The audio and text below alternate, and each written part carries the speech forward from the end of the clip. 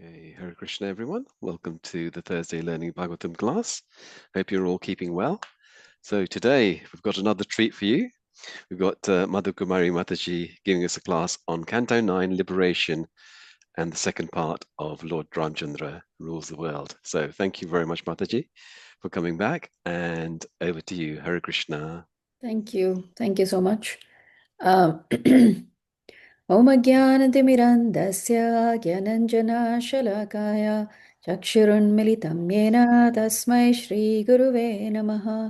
हे कृष्णा करुणा सिन्धु दीनबन्धु जगत्पते गोपेश गोपिकान्ता राधाकान्ता नमोऽस्तु ते। तप्तकाञ्चना गौराङ्गी राधे वृन्दावनेश्वरी वृषभानुसुते देवी प्रणमामि हरिप्रिये।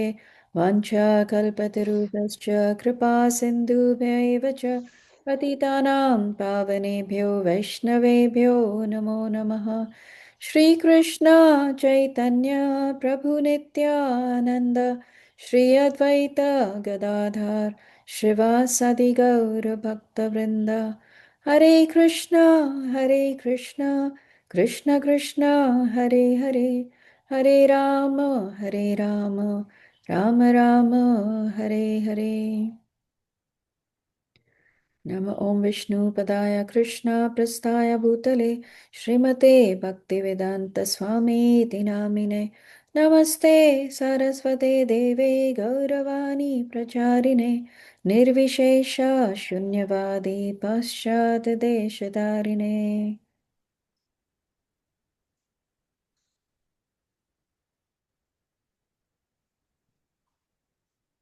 ॐ नमो भगवते वासुदेवाय।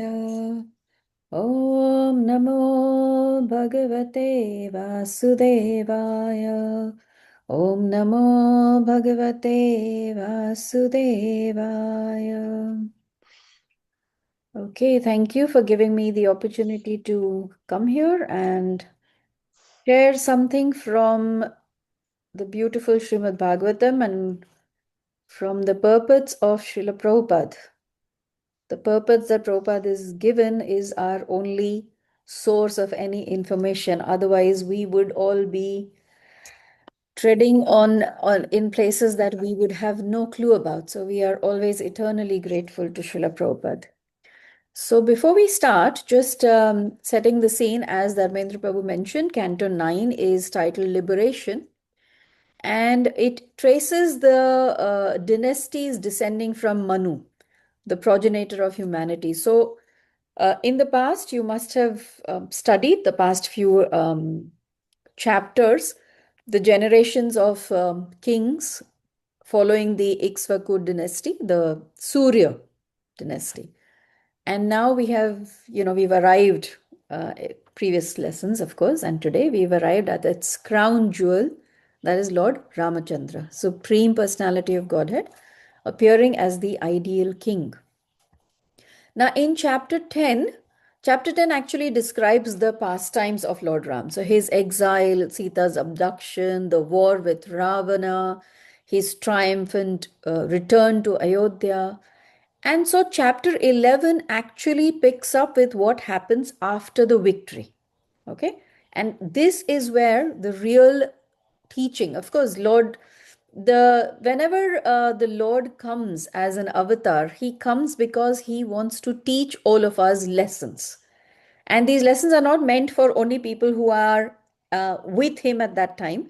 Like many devotees, when you talk about the Bhagavad Gita, or the instructions that Krishna is giving to Arjuna in the Gita, and they're like, oh, but Krishna was with Arjuna and he could ask questions. But what Krishna speaks to Arjuna still holds true even now in our life, and we can apply the same teachings. So, likewise, from whatever pastimes that the Supreme Lord performs in his various incarnations, is for us to pick up and learn things. So, before we enter into the chapter, I am going to ask you a question, because today's chapter is entitled Lord Ramacandra Rules the World. So, my question to all of you is, if you had Krishna or Rama appearing today and becoming the ruler of the world, what do you think the society would look like? What do you think the society would look like if they were the rulers? You can unmute yourself, not altogether, but yeah. There would be dharma. Dharma, yes. Okay. What Hare else? Hare Krishna. I think there would be Ayodhya. I think my understanding is Ayodhya means Yodhya, means without any enemies. So I think there'll be a lot of peace in the world because there won't be as much friction. There'll be more unity. Fantastic. Yes, yes. What else? Unity, dharma, what else? Safety, Mataji. Safety, of course, yes, safety. So what the society would look like is like the audience said, there would be dharma, there would be unity, there would be safety, meaning there would be no crime, there would be no corruption, there would be prosperity, there would be happiness. So, Srimad Bhagavatam, Canto 9, Chapter 11 is the Bhagavatam's description of exactly that. A society governed directly by Bhagavan. So, this chapter gives us a glimpse of Ram Rajya, the ideal civilization. I'm sure some of you growing up in India must have heard the term Ram Rajya. I don't know if anybody heard it. I used to hear it all the time that, we want to bring Ram Rajya back. What does Ram Rajya mean? So today, when we discuss today's chapter, we will exactly see what we are talking about Ram Rajya, right? So let's go straight into that. We are going to from today's chapter, we are going to take away a couple of things. There are, of course, as Srimad Bhagavatam is, and I've realized it over a number of years that Srimad Bhagavatam reveals itself in stages. So even though previously I must have taken something else from the chapter, today I'm taking something else. You might take something else. Each one of us, the Bhagavatam relates individually because the Bhagavatam is not different to Krishna himself, right? So for me today, what I'm going to cover, or the three central themes or questions is, what does perfect leadership look like? Why does the Lord embrace suffering for the sake of his devotees? And what does this chapter teach us about sacrifice, duty, and compassion? That's what we'll try and understand. Okay. Because not only is this chapter, it's not only the history, or it gives us like Lord Ram's pastime. It is in one sense a manual for great leadership. Not only is it a manual for great leadership, it is also an example. Lord Ram shows us through his own example how sometimes sacrifices are important in order to establish dharma. Okay, so we'll see all of that.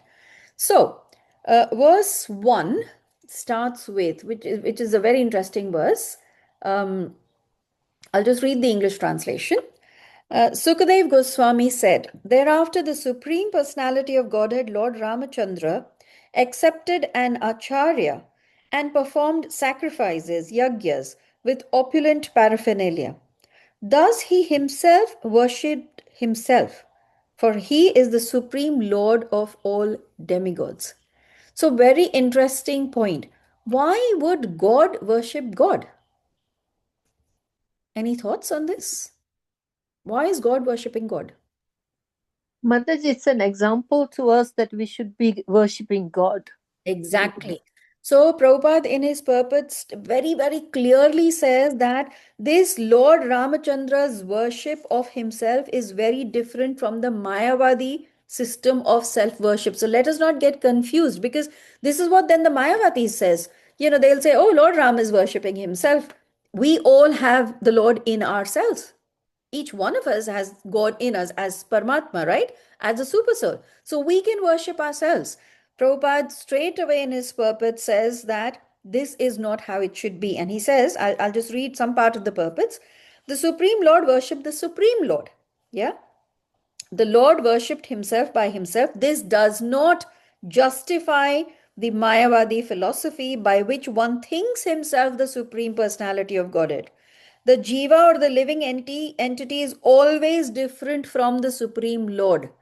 We need to understand that yes, we have the super soul with us, but we, the living entity, are the Vibhinamsha. We are not the Supreme Himself. And this is very important to understand. This is where the Mayavadis, think that, oh, I am also the Lord. I can worship myself. This Prabhupada says it does not mean that an ordinary living being should imitate the Lord by accepting the process of ahangraha upasana. Such unauthorized worship is not recommended herein.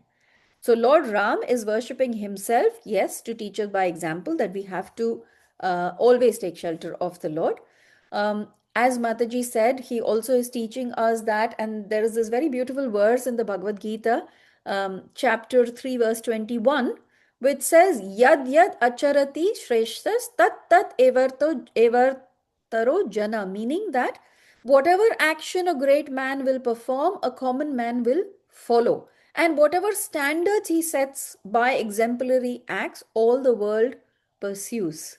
Right? So Lord Ram is actually, in one sense, setting the standards by worshipping himself, by performing various yagyas. Okay? So we will see in this chapter from verses around 1 to 7, there are, it talks about how Lord Ram is performing various yagyas and then what he does. So in verse 4, we see, it says, after thus giving everything in charity to the Brahmanas, Lord Rāmacandra retained only his personal garments and ornaments, and similarly the Queen Mother Sita was left with only her nose ring and nothing else. Okay. So Lord Rāmacandra performed great sacrifices. He worshipped himself, but he gave away everything. He gave the entire east, west, north, and south to the Vedic priests who were performing the yagyas. He gave the remaining land, whatever was left, he gave to the acharyas. And he only kept his personal garments for himself. And Sita had only her nose ring. So, this is a great learning for us that true leadership begins with humility and sacrifice. Lord Ram is showing that a king owns nothing. He is just the servant of Dharma. Imagine the owner of everything acts as if he owns nothing. And we can relate this when we learn this beautiful verse from, I'm not sure how many of you are aware of the Ishopanishad, but the first verse in Ishopanishad talks about Ishavashyam idam sarvam yat kincha jagatyam jagattena tyaktena bhunjita madgriha kashya svidhanam, meaning that everything, animate, inanimate, whatever is there within this universe is controlled. Not only is it controlled, but it is owned by the Lord. And therefore, one should accept only those things which is necessary for himself, which is being set aside as his quota, and one should not accept other things knowing well to whom they belong. Right?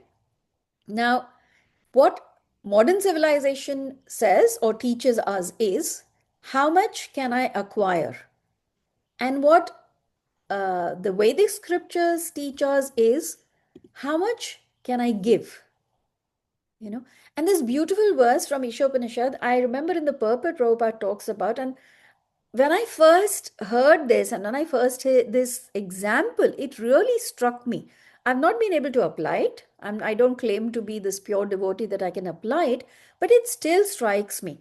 Prabhupada gives the purport that, and you all will notice this. Let's say that a sack of grains comes open and there's grains on the road, fallen on the road. You will notice that birds come to peck at the grains to pick up.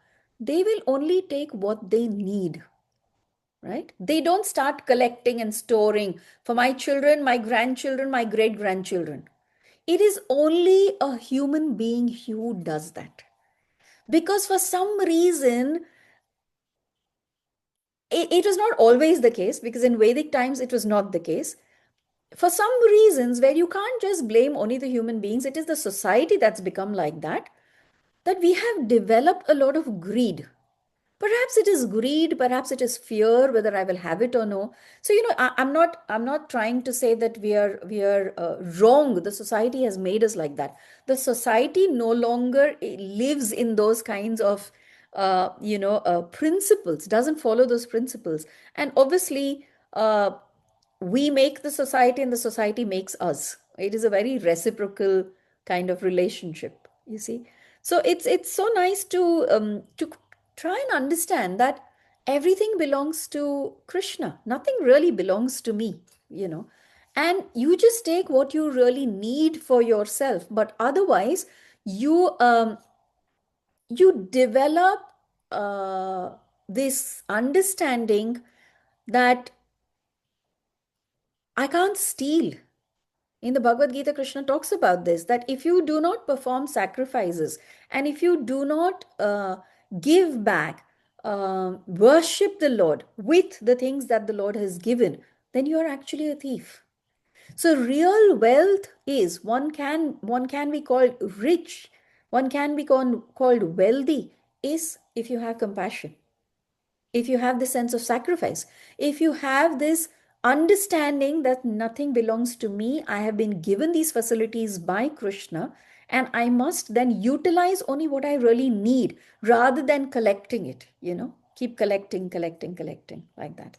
Of course, we have many stories in our Bhagavatam, and I will not give away this beautiful story because this is going to come in your ninth canto. I think it's chapter 21, the story of King Rantidev. You will love the story of King Rantidev because it is such a beautiful story. Dharmendra Prabhu, if you could share verse 6, because it's a very beautiful verse, and then maybe somebody could read it perhaps.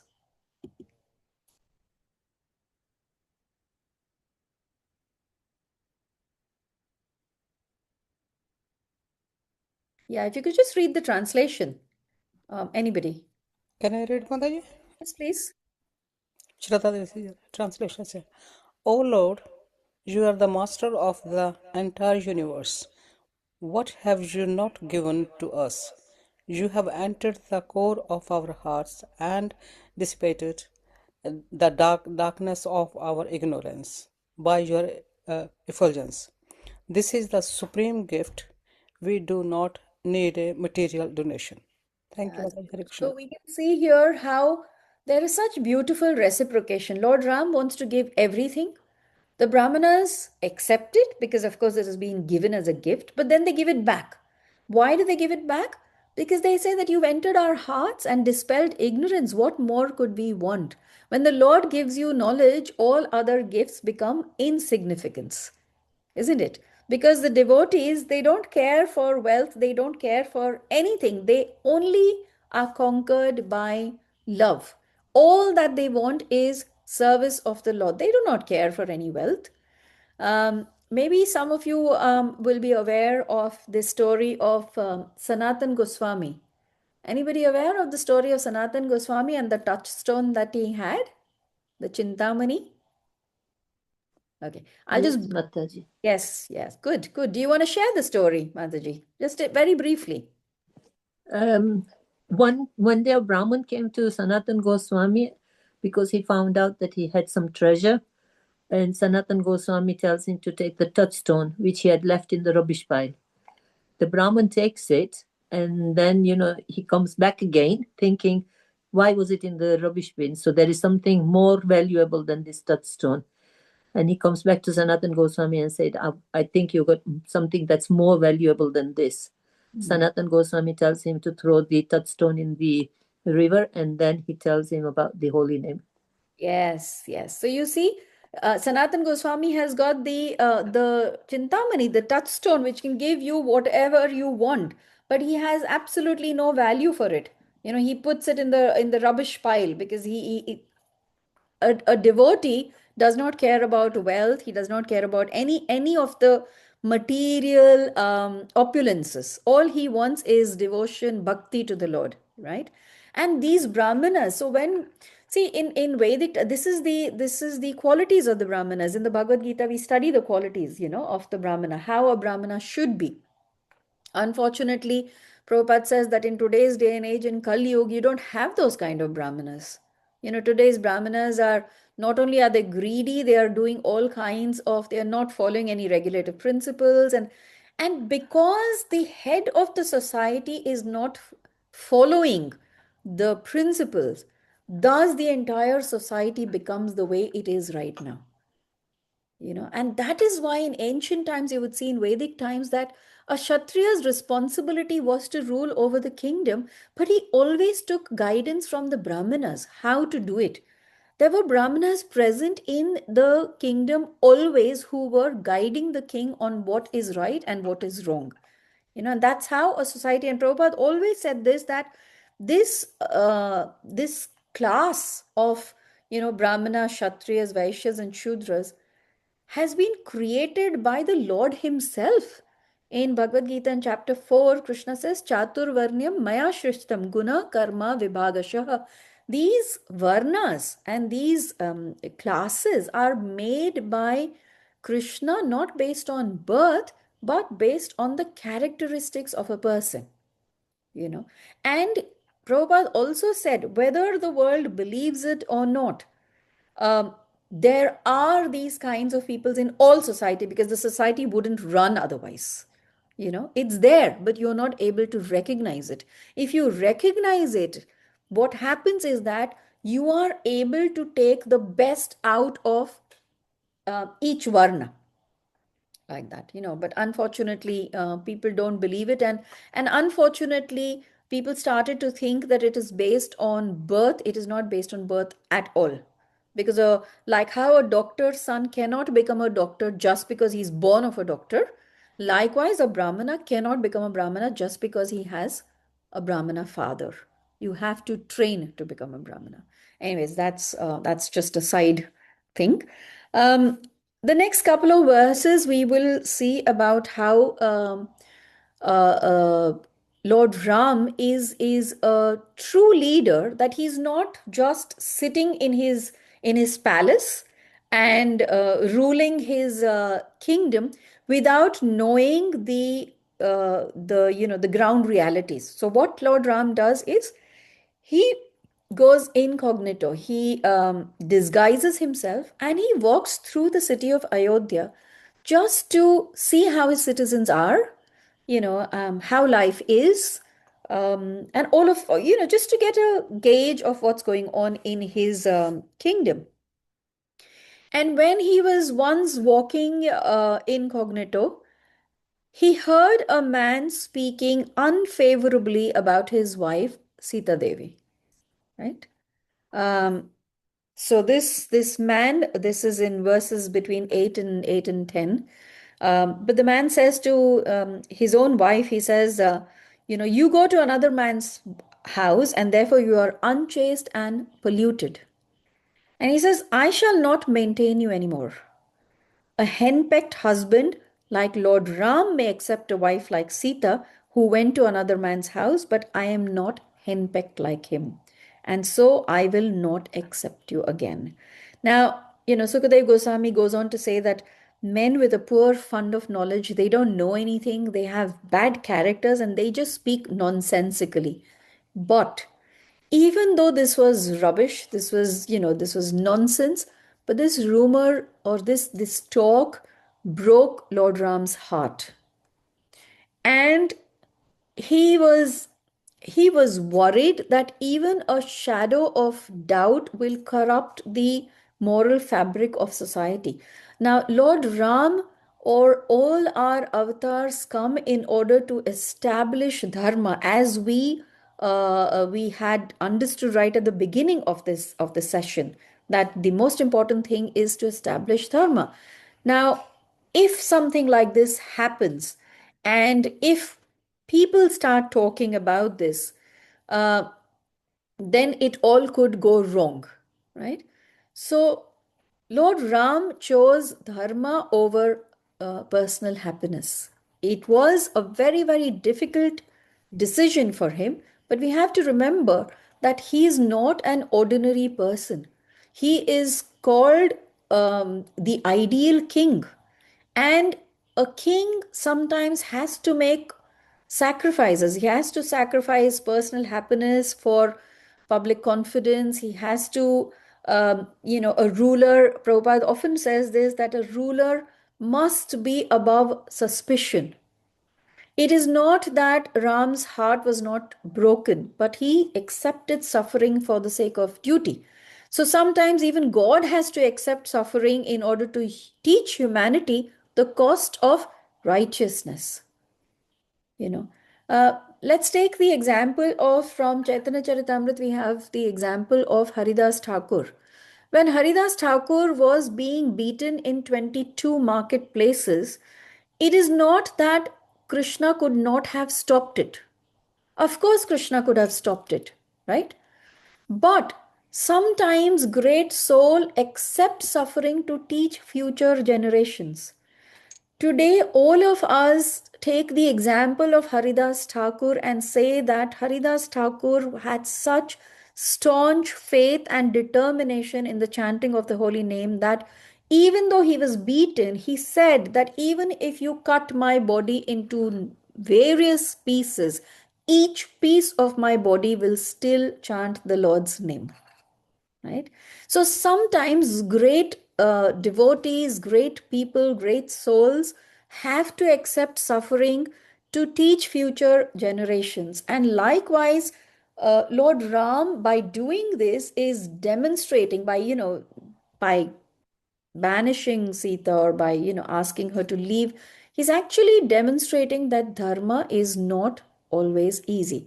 Anyways, I've jumped a little bit, but yeah.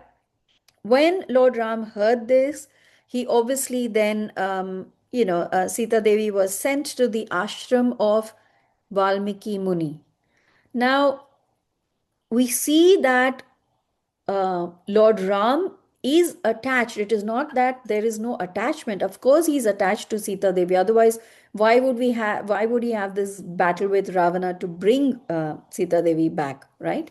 But this attachment is different to the attachment that is seen in the material world. And Prabhupada actually speaks about this further down in his verses, but I will just give you a little brief what Prabhupada says, right? He says that, and this is in purport of verse 16, but I just want to bring it here now already. Prabhupada writes that, oh no, that's actually about the separation. Okay, so we'll see that a little bit later. So here we see, what we're seeing here is that it is not that you cannot, or the Lord doesn't have attachment. Of course, he has attachment. We can see from in Chaitanya Charitamrita when Haridas Thakur also lost his life, how Lord Chaitanya took his body and was, the end, the last rites were performed on this beach. I'd say beach, on the shore of the ocean. And Mahaprabhu was so attached to Haridas Thakur that he took the body and he was dancing with this body and he performed all of those rites. So it is not that there is no attachment, but the difference is between material and transcendental attachment is that material attachment, we become selfish. It produces, material attachment inevitably produces anxiety. We'll see further in the next few verses the difference between love and lust. Prabhupada makes this very strong statement that in the material world, pure love is almost impossible to find. The only closest thing that can come to pure love is what a mother will have for a child or parents for their children. Most of the time, it is a give and take relationship. There's always something involved because I'm getting something. That's why I have this.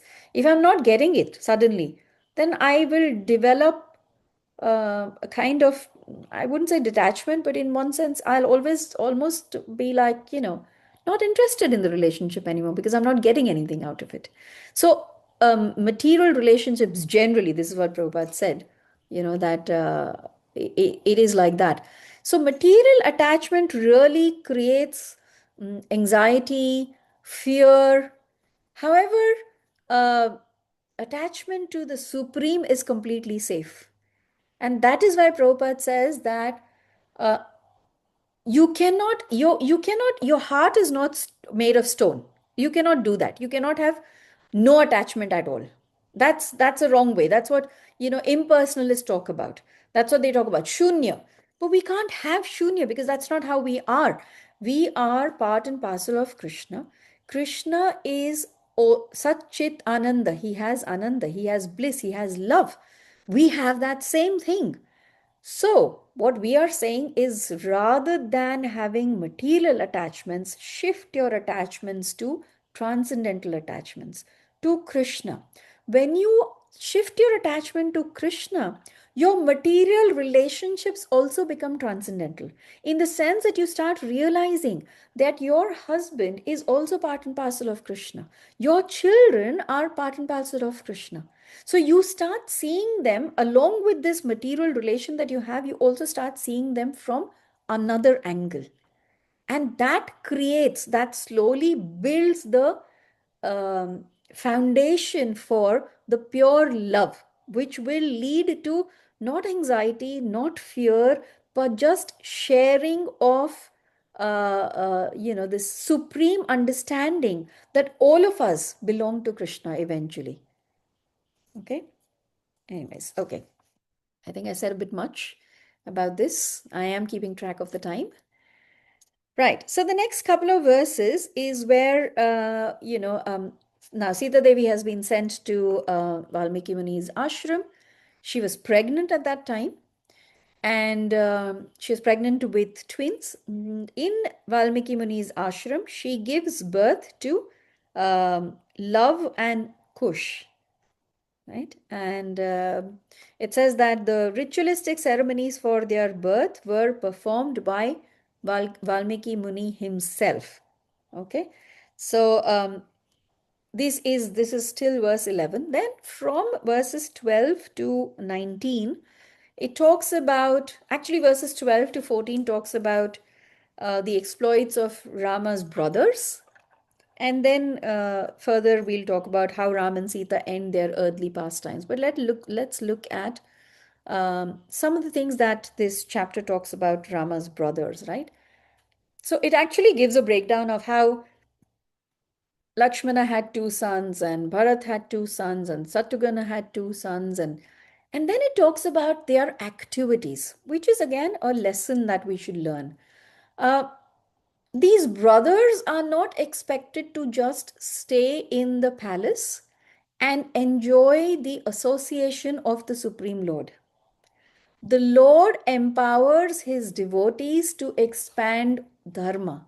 So sometimes we have to perform our services in separation to our gurus, to maybe our associates, like somebody that we are very attached to. But what the Lord is teaching us through this example, where he actually sends Bharat Maharaj to conquer all the land and all the kingdom around. And it's described in the verses how Bharat Maharaj conquers millions of Gandharvas, so that they all come under the kingdom of Lord Ram. Shatrughan is out, he kills the demon Lavana, he establishes Mathura. So all these brothers are not enjoying in the kingdom, enjoying all the opulences that a palace and a kingdom can offer, or being in the association of the Lord. They all have duties to perform. And we can see from the example of Srila Prabhupada. Srila Prabhupada was very nicely based in Vrindavan Dham. He was meditating, he was staying in Radha Damodar temple, he had the association of Rupa Goswami and Sanatan Goswami, because they are, what's that called? I forget the word. Samadhi, Mataji. Samadhi. Thank you. So their samadhis were there, and Srila Prabhupada, had darshan every single day. But he gave up all of those things. And imagine he's coming to the West all alone with not knowing a single person. Did he know a single Vaishnava? Did he think that if he comes here, he would be able to get sattvic food? He would get the association of devotees where he could discuss Krishna Katha with them. He didn't have any of these kinds of guarantees. But he did this because the duty of establishing dharma is given to each and every single person. It is not just the job of sannyasis or temple presidents or leaders. Prabhupada wanted each one of us to spread Krishna consciousness in our own way, and we all can, and we all are. We all are doing it, whether we realize it or we don't, but we are. But anyway, so these few verses talks about, how one does not just sit and just, enjoy, but you continue performing your duties. Then verses 15 and 16 talks about how Sita enters the earth. So after giving birth to the twin sons, and this is, Prabhu, if you could share verse 15, 16, please.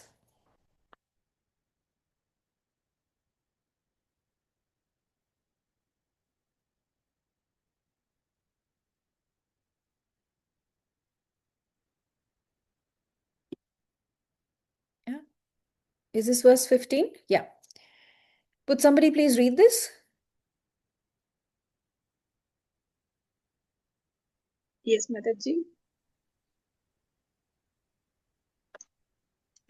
Being forsaken by her husband, Sita Devi entrusted her two sons to the care of Valmiki Muni. Then, meditating upon the lotus feet of Lord Rāmacandra, she entered into the earth. Thank you. And next verse, please. Yeah.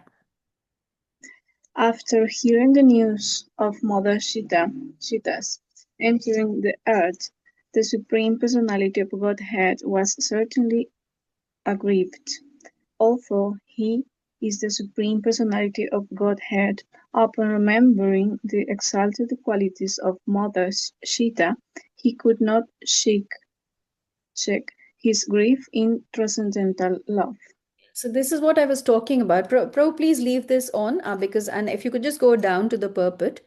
So this is what I was talking about. It is not that the great, the Supreme Lord himself is feeling grief. And Prabhupada writes in the purport, grief in separation exists even in the absolute. But such feelings of separation in the spiritual world are transcendently blissful. Right? Such feelings are a sign of tasya prema vasyatva svabhava, being under the influence of ladini shakti and being controlled by love. In the material world, such feelings of separation are only a perverted reflection. So, Prabhupada says that, and Srila Vishwanath Chakravarti Thakur actually comments on this, that the spiritual nature of Lord Ram's mood, although Lord Ram was the Supreme Lord, he could not check his grief because his nature is to be controlled by prema. The Lord is Bhakta Vatsala. He gets controlled by the love of the devotee. And Sita was so devoted to Lord Ram. In the previous verse, Prabhupada in the purport says that Sita could not tolerate the separation from Lord Ram, and thus meditating on the lotus feet of Lord Ram, she gave up her body. She entered earth. So the point is that Lord Ram feels the separation from his devotee because he misses the love of his devotee. He is a Bhakta Vatsala. He misses the love. So it is not that when one comes to this stage of transcendence, or when one comes to this stage of spiritual realization, one becomes stone-hearted. That is not the case. But there is a difference. There is a difference between material separation and this spiritual separation. In spiritual separation, one can actually be ecstatic. You can develop much more love in vipralamba, in separation. Be more attached, because when you are separated, then it tends to happen that, and Prabhupada gives this example actually in the Bhagavad Gita, in one of his purports. He says that when a new, young boy and girl fall in love, they are 24/7 thinking about each other. If they are together, that's fine, but if they are not, they are constantly thinking of how they can be together. This is what Prabhupada gives the example of, right? So in Vipralamba, one is like that, one is thinking of the Lord. So anyways, this was that, and then we will come to the next sections. The verses from 17 to 28 actually talk about Lord Rama's final years, and and his departure then. So it is said that after Mother Sita entered the earth, Lord Ram he observed complete celibacy, and he performed. We got the verse over here. Okay. No, I was talking about, yeah, maybe the next verse actually. Verse 18 actually. Yeah. Yeah. Here, after Mother Sita entered the earth, Lord Rāmacandra observed complete celibacy and performed an uninterrupted Agnihotra Yagya for 13,000 years. And then it goes on to say that, let's go to the next verse also. Thank you. After completing the sacrifice, Lord Rāmacandra, whose lotus feet were sometimes pierced by thorns when he lived in Dandakaranya, placed these lotus feet in the hearts of those who always think of him. And then he entered his own abode, the Vaikuntha planet beyond the Brahmajyoti. Now, interestingly, over here, it's being spoken about how thorns pierced the lotus feet of the Lord when he was in the forest. You remember there is a similarity that when Lord Krishna used to take his cows for herding, the gopis, it says in the purport, the gopis would just, faint thinking of the thought that how thorns must be hurting Lord Krishna's feet, And Prabhupada goes on to say that the heart of a devotee cannot be understood by the karmis and the jnanis and the yogis. So imagine the devotees who could not tolerate just thinking about the Lord's lotus feet being hurt by thorns. They were put into tribulation by thinking of the Lord's disappearance. Because after he finishes his pastime, the Lord leaves the material world, right? He goes on to his eternal abode. Prabhu, could you just move on again? Yeah, just next verse actually. Yeah. This is a very interesting point that is made over here. In the last part of this verse, it says that Lord Ramachandra has no equal or superior, and therefore he had no need to take help from the monkeys to gain victory over Ravana. Now, why this is verse 20, right? And it's a very important philosophical verse. Why? Because here you can see there's a hidden message. You can see that Lord Rama did not need monkeys. He did not need a bridge to cross over to go into Sri Lanka. He did not need any weapons. He did not need anyone's help. Then why did he use them? What do you think? Why did he use them? Any thoughts? Hare Wanted Krishna. the devotees to get the glorification. Yes, very good. What else? Somebody else was saying? Yes, Mataji, same thing I was also thinking. Yes. Yes. So it's important for us to understand that Ram could have killed Ravana from Ayodhya himself. He did not need to go to Sri Lanka. Like Krishna could have killed Kamsa from Mathura itself, or from Vrindavan itself. He didn't need to travel all the way, right? But he allows devotees to participate. So what we need to understand is, let's all understand this, that Krishna does not need us. The holy name does not need us. He gives us this service so that we can become purified. He gives us these services so that we can become glorified. In the Bhagavad Gita, Krishna shows Arjuna his universal form, and he shows all of these people who are gathered on this battlefield, they are dead already. He shows him the future, right? But he still says to Arjuna, you still fight this battle, right? So the whole idea is that we need to understand that we have a duty to perform our dharma. Krishna can do anything that he likes, but he still gives us the opportunity to perform our dharma, because by performing our dharma, we will get purified. That's the whole idea. That's the whole idea of human existence, of human life. Okay. So,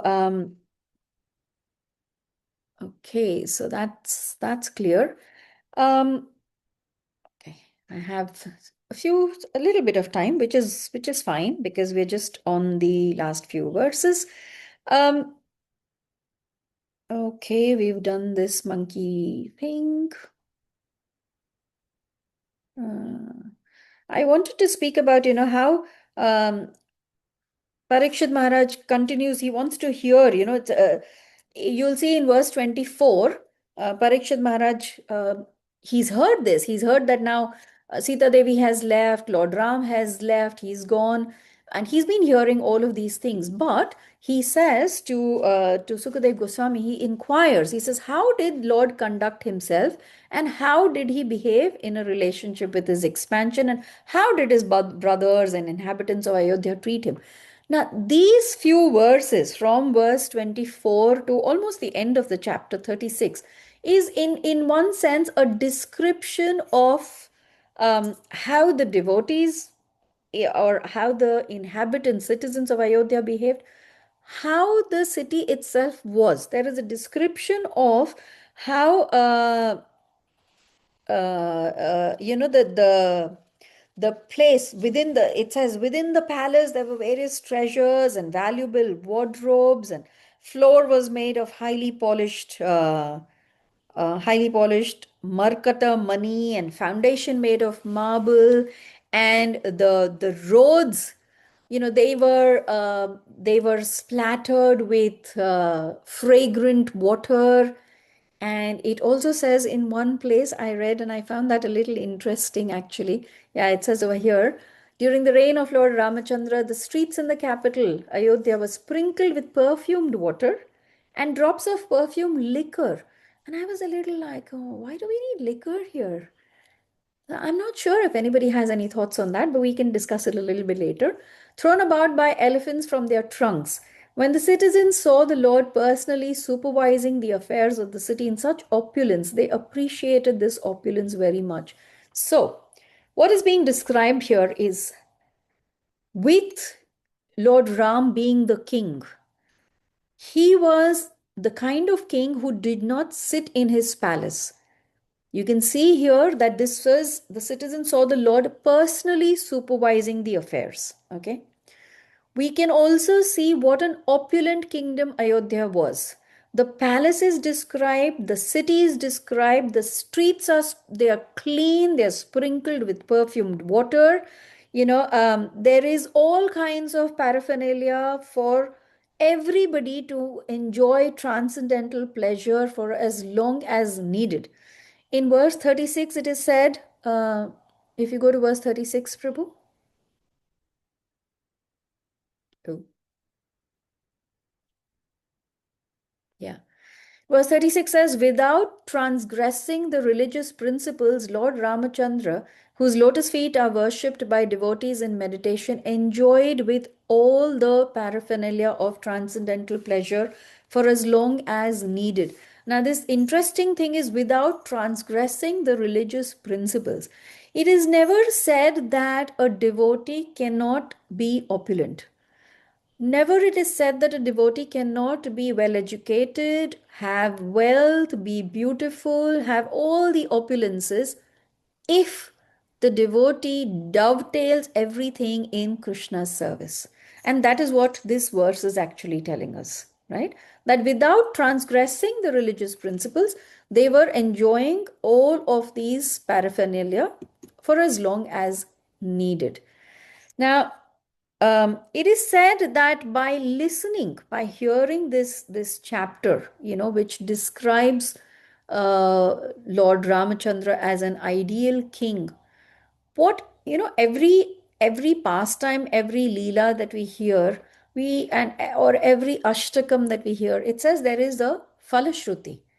So the falashruti of listening to this chapter is that when you hear the pastimes of Lord Ram, it purifies the heart, it grants devotion, it protects one from fear, and it brings the Lord's affection. Whenever you are reading the Bhagavatam, and especially reading about the pastimes of the Lord and his avatars, this is the falashruti that we get. Now, practical takeaways from this particular chapter would be that we see that the Lord himself, he is the supreme Lord, yet he continues to perform sacrifices and yagyas, and he also gives away everything. So we should learn generosity from this, right? We should learn responsibility. He does not sit in his palace, he goes out, he is looking after the welfare of the citizens of his kingdom. Any leader should be generous, should have responsibility, right? At the same time, we see that Sita Devi goes through a lot. She has to give up the association of her husband, but she tolerates it. So we should learn tolerance. Sometimes in our devotional service, in our devotional life, we might encounter problems, obstacles. Life is not always straightforward. At that time, it may upset us, annoy us, even make us angry. But when we see Sita Devi's ordeal, being the greatest devotee of the Lord, we also have to learn tolerance. Okay? When we hear about, the monkey army, we see that the Lord did not need anything, but the Lord gives the monkeys the opportunity to serve. And the same way he is giving all of us the opportunity to be enthusiastic in our service, whatever service we may get.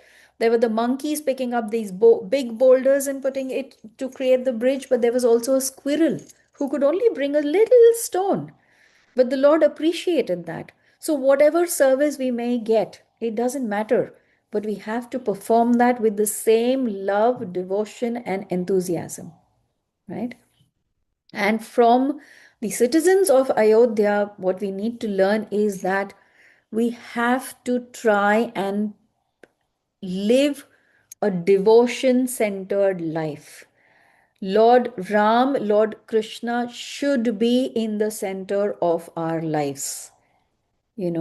Um, when the Lord is in the center of our life, then our life becomes centered in service.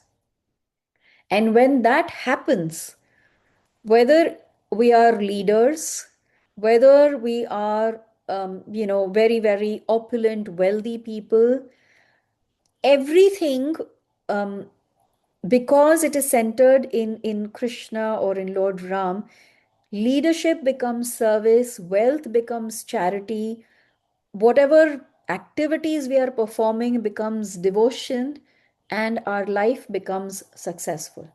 So we may not be able to create Ram Rajya in the world immediately. Hopefully someday we will.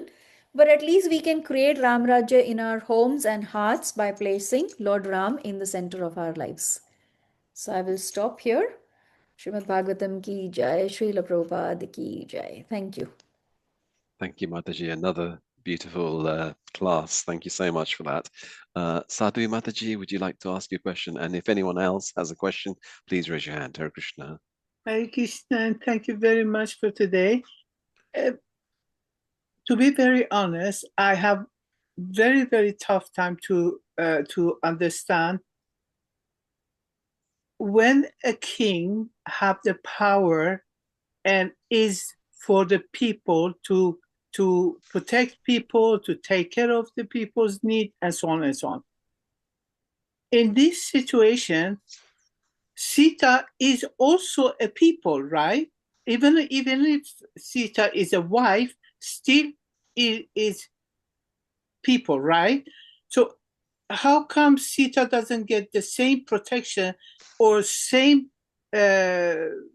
justice? Because he knew this situation with Sita, and still he cared more about what people may think or how people may see the situation than to defend the justice. You know what I mean? Defend the innocent.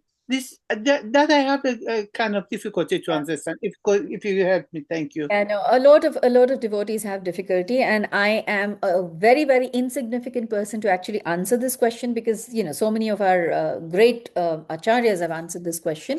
I will attempt. And so there are many understanding. First of all, there is an understanding that um, the original Sita was actually never kidnapped by Ravana because nobody could really touch her. Okay, so this is Maya Sita. That is one understanding. Second understanding is that Lord Rama is called Purushottama. He has to, establish dharma. And for establishing dharma, if he has to sacrifice his personal relation, then he will. And lot of leaders, if you will see, lot of leaders sometimes have to do that, and so they do that. One more point, that when I was doing this research on this topic, was what I came across, and I need to check who has said this, but this is the first time I'm hearing this. It was well known that Lord Rama is coming to the end of his pastimes in the material world, and he is going to leave anyways. And when he comes, he brings with him all his associates, and when he leaves, he takes all his associates with them, right? With him. Because he knew that he's going to leave very soon, and he knew that then Sita Devi would not be able to live in the material world. So he created all these things so that she could go before him. If you see in the pastime of Krishna, when it was time for Krishna to wind up all his material pastimes and leave, what did he do with the Yadu dynasty? Now, he could have very well just taken them along with him. But what happened? There was this whole this Leela created where one of the members of the dynasty was, making fun of the Brahmanas. The Brahmanas cursed them. There was inter-family war with the Yadus, and that's how then they ended their pastimes on earth. Now, why did they need to do all of that? Krishna could have just very easily not done any of it and taken them. But with each Leela, he is teaching a lesson to each one of us. Right? So over here, when Lord Rama is doing this, he is establishing that for a leader, for a king, to be completely, for his citizens to have complete faith that he will do what is right, whether it is his family or another family, he will do the right thing. He had to do this. He had to do this so that the citizens would have faith in him. Thank you. I have another question, but I wait for others to have chance to ask first. Thank you. Thank you. Okay. Shakti Prabhu, I saw your hand in the middle of the class. So did you want to ask your question? I mean, the moment's passed now, but it wasn't a question. It was just, Mataji, as you were describing the reasons why Sri Rāmacandra didn't need the help of the Hanuman Sena, it just triggered a memory I have. I think you would know this better than me. There's a pastime where Narad Muni cursed, I think it was Vishnu. Narad Muni, there's a pastime where I can't remember the details now, but he basically, for a moment in the Leela, he was chasing someone, and he went to Vishnu and said, "Oh, I want to be really beautiful" or something, and then Vishnu said, "Yeah, sure, here," and he blessed him. But then when he went back to the Sabha to get this girl, everyone was laughing at Narad Muni, and then everyone was pointing at him saying, "You can't get this beautiful girl. Like, who are you? Look at you." And then he goes, "What do you mean? I'm such a great personality." And then he walks past some lake or some fountain or something, and he sees his reflection. He can see there's a monkey face. His face is one of a monkey, and he gets so angry. He goes back to Vishnu. "Hey, what have you done? I asked you to bless me. I'm always been glorifying you. Why have you just given me this face of a monkey? How dare you? I'm going to curse you that one day you're going to need the army and the help of animals and monkeys to help you in your Leela." There's that something like that, right? I don't know this story, to be Oh, have honest. you not heard this? Yeah, it's definitely there. No, I'm I'm a bit sure. hazy on the Sure. details. No, Yes, So then I've to heard it fulfill too. that, Yeah, I've heard it as well. nice. I haven't come across this story, because I'll be honest with you, there are so many stories, and I'm sure I've not come across this, but it is so nice to hear. It's really interesting. Thank you yeah, for sharing. it's really nice one. It just shows that Lord Ramchandra, even despite his prowess, he's Suryavanshi. He's so like he doesn't need anything. He's so strong and powerful. Yeah. But just to hold that promise and to live out that Correct. quote unquote curse, Correct. he did that. It was really nice pastime. There's so many like that. Like, we know when Krishna marries all these 16,000 wives, it's because Lord Ramchandra had given the boon to all of these sages in Naimisharanya, was it Naimisharanya, where he said, Yeah. this life I have taken the vow of being married to only one person, so I cannot marry all of you. But when I come back again in whatever avatar, and so there's so many such backstories. There's always stories and backstories, which is interesting. Thank you, Prabhu. Hare Krishna. Okay, Mataji, the question I have is there's very little chapter on the pastimes of Lord Ramacandra, and throughout our this learning Bhagavatam class, we always talk about devotional service. However, there is no chapter on Lord Hanuman, who is the greatest devotee of all. And I was just wondering, why would there not be a chapter on Lord Hanuman when we talk about devotional service all the time? And he is a great example of that. And just wondering whether... That's very interesting that, yes, the Bhagavatam doesn't have it, but then if you see our other literatures, like, I don't know if any of you have heard or read the Brihad Bhagavatamrita. That talks about the greatest devotees of the Lord, right? And in that, there is this whole thing about Lord Hanuman, where Narad Muni is with Lord Hanuman because he's been called the greatest devotee. So there is. Now, if I answer this question as to why it is not in Bhagavatam, it will only be speculation. But my understanding is the Bhagavatam is mainly about the pastimes of Lord Krishna. Yes, it is the pastimes of his other avatars also, but in very limited manner. Mainly it talks about Lord Krishna. So perhaps that is the reason, but that's only speculation from my side. I wouldn't have a clue why Lord Hanuman's is not included. It should be, like you're saying, yes, why not? But then we do have other Vedic literatures talking about, if you read, after studying Bhagavatam, my humble suggestion to all of you would be to study the Brihad Bhagavatamrita, because that talks about the devotees. And when you hear the conversation. So this is the whole thing is about, there's two sections. The first one section is about Narad Muni searching for the greatest devotee of the Lord. And why that is most interesting to hear is because whenever he meets a devotee, let's say, for example, he meets Lord Hanuman. He meets Lord Hanuman on the recommendation of a previous devotee. So he's on a journey, right? So he's taken all these steps. Now he's met Hanuman. Now Hanuman will start, there is so much humility, and that is not fake humility or, genuine, where Lord Hanuman will be like, he's beyond him. He'll be like, how can you think of me as the greatest devotee? So and so is the greatest devotee.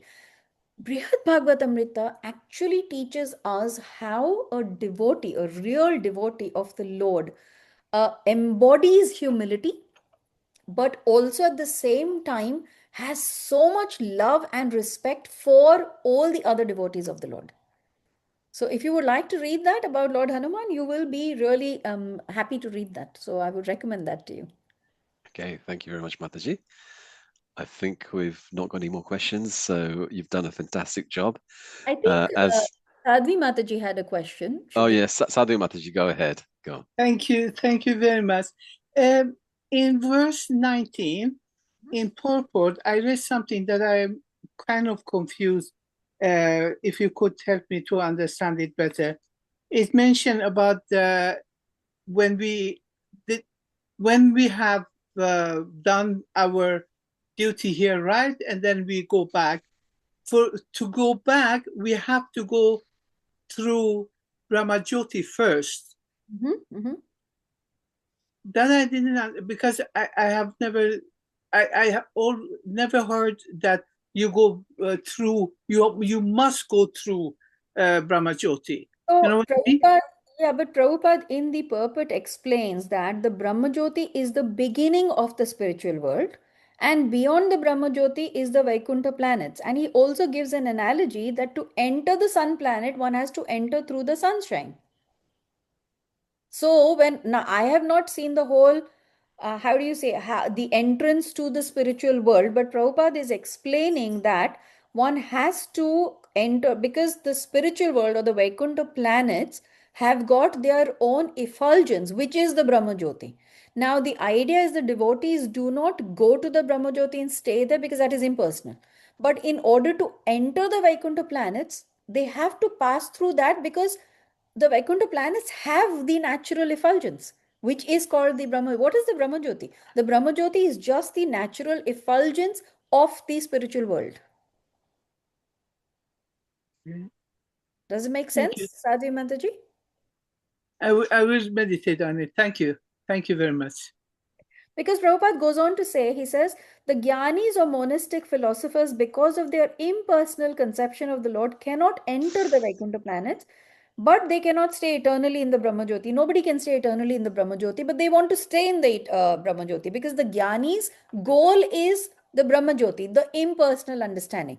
However, the devotees will enter the Vaikuntha planets, but the passage to the Vaikuntha planets is through the Brahmajyoti because the Vaikuntha planets have this effulgence. Right? Okay, thank you. Yes. Okay, thank you very much for that. If we can all kindly unmute and say our 3 Hari Bols. Thank you very much. Vancha kalpatrubhascha kripa sindhubhaivacha patitanam pavanebhyo vaishnavebhyo namo namah ananta koti vaishnavrinda ki jai. Prabhupada ki jai. Hari Bol. Hari Bol. Mataji. Hari Bol. Haribo.